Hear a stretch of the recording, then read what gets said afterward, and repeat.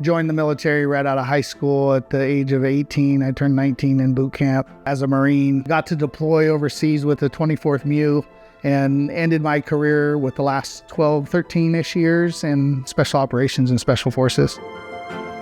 I would say late 2017, 2018. I had just had my son prior to going to Afghanistan.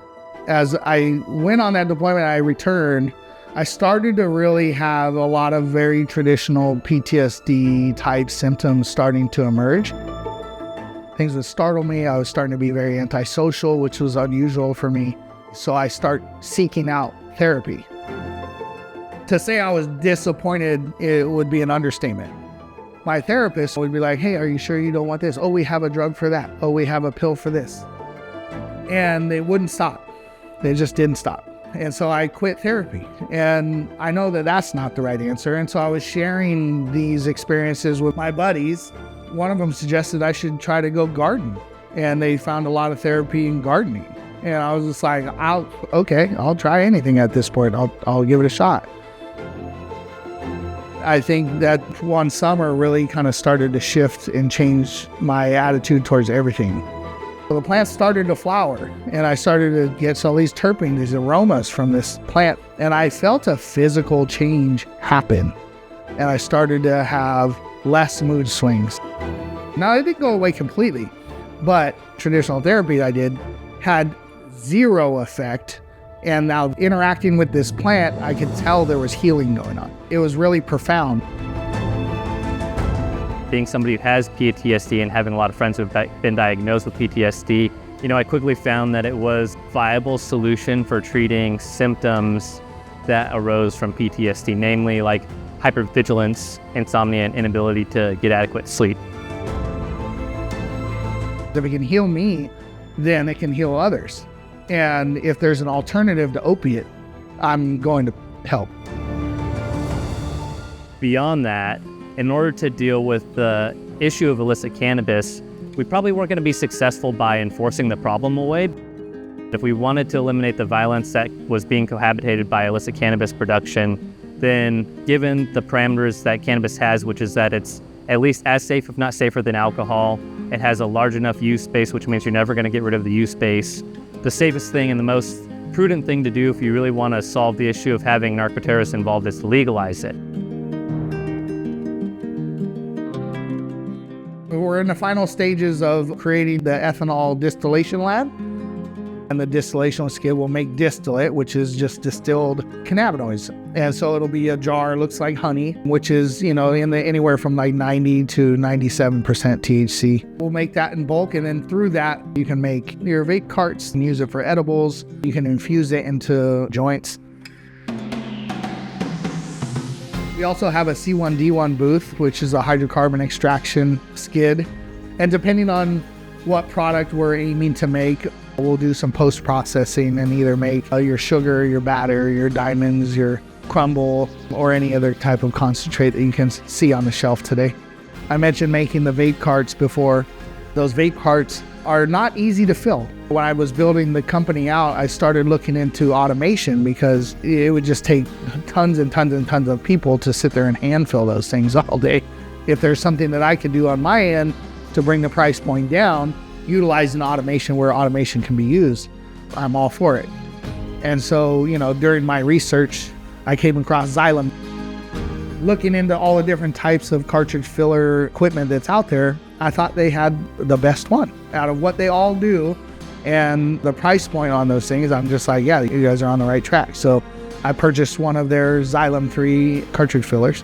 We have an operator out there that will pour the oil mixed appropriately depending on the terpenes that we're making into the XYLEM 3, and it'll run its thing and push out a ready cart ready to be packaged. My name is Joseph. I'm a technician here at C4.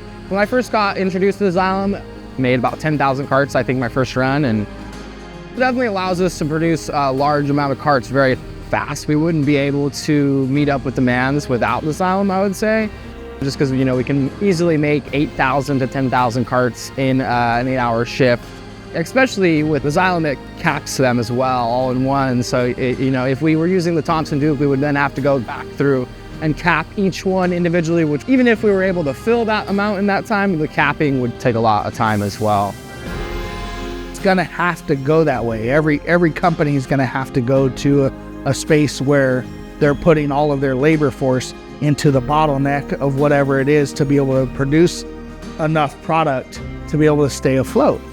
So it's a really delicate balance, and the automation does have to be there.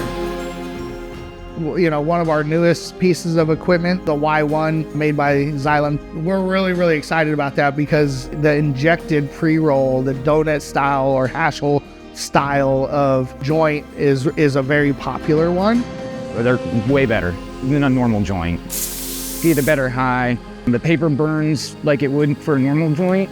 Once it gets to the hash on the inside, it just lasts a whole lot longer too. Yeah, I love them. Until recently, you could only really get it in a hash hole type blunt. But now with the injector, we can utilize that injector and inject all the different types of concentrates, you know, batter, resin, we can use rosin, distillate. It's really cool because now we can even take just like a 0.5 gram joint and punch a hole in the middle of it and inject a small strip of whatever type of concentrate, and it burns just like a hash hole. It's a really good piece of technology. I couldn't imagine doing as many by hand. It's so quick. Like I said, I can do roughly in a 7-hour day because you need time to prep and time to clean afterwards. Between 2,000 to 2,500 a day, 400 an hour or so if I'm cruising. So our automated pre-roll machine makes the pre-rolls. We push it over to the Y1 and it's able to inject concentrate into the middle of it. You know, you can take full spectrum product and we can add terpenes to it. We can really custom make a very tailor-made product for somebody that's looking for something very specific. If research starts to happen after rescheduling and we're able to figure out like, hey, this combination of cannabinoids and terpenes is gonna be the most ideal for somebody that has PTSD or TBI, we can tailor make that product. It's gonna be so much fun. I mean, it's really cool. When you're talking about consistency throughout the manufacturing process, where you really want to place your automation is exactly where you're injecting or you're weighing or, you know, you're doing these things. That's where you could have the most failures as far as like your consumer base. And those are problems that you get with human error. And so if you can place automation there, still not taking away jobs, you're just being able to really produce it faster, and then you're producing it with more accuracy and consistency. So it's one of the best things about automation.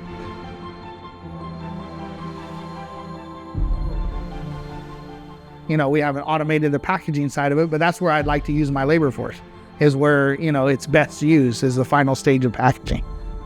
Yeah, I love it. I didn't really know I liked machines like that before I started working in such a warehouse facility, and it's like, oh my gosh, I can see the production and I'm constantly thinking of new ways to advance our production speed. And so it's really awesome to like find out all these different types of pieces of equipment that can help us do exactly that.